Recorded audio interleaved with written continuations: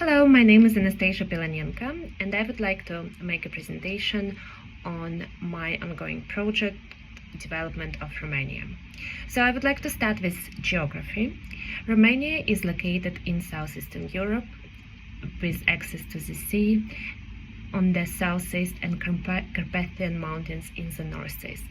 It also has access to one of the biggest rivers in Europe, Danube, that is providing great irrigation.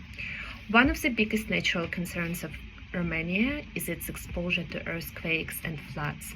Over 75% of population live in the areas that are at risk of earthquakes. According to the World Bank data, since 1990, there were more than 70 natural disasters resulting in more than 3.5 billion destructions. In terms of natural resources and factor endowments, again, according to the World Bank, Romania's biggest natural capital resource is land that is used in agriculture for crops, meat, and timber production.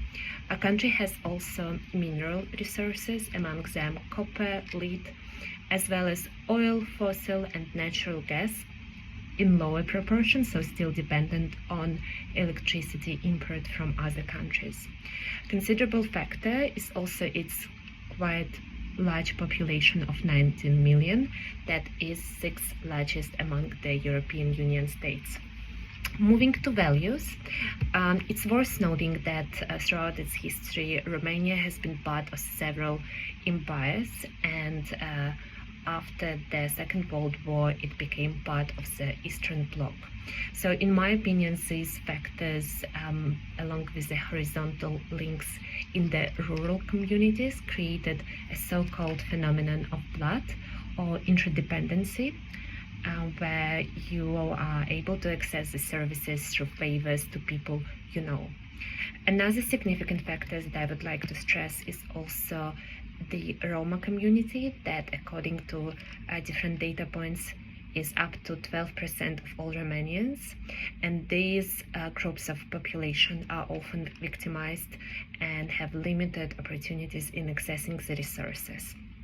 So, in terms of institutions, Romania ranks below average on the effectiveness of policy implementations, and the issues often occur around the changes in political leadership, funds misappropriation, lack of trust from the population, poor public sector administration capabilities, low efficiency and effectiveness of the public sector. So, in terms of the second question, and the international aid and how successful the aid was to help with the overcoming developmental challenges. Based on the data, I can see that since early 90s, Romania has received over 15 billion in financial aid from the World Bank, 5 billion from IFC, several tranches of multi-million dollar help from USAID. Indeed, based on IMF data, Romania's GDP per capita has increased from 10,000 in 2009 to 13,000 in 2019, and Romania's GDP growth is in line with regional average, and the poverty level has decreased significantly, and Romania had implemented a number of significant reforms and policies that were required for Romania to become a European Union member, and also to transform a post-communist economy into a private sector-driven economy. However, there is a great discrepancy still in the income between the urban areas and rural areas. It is often called the tale of two Romanians. And there's also significant discrimination of minorities. Despite the efforts, also the culture of blood remains quite high, so Romania ranks 63 out of 180 countries in Corruption Perception Index. That is one of the lowest among the EU countries.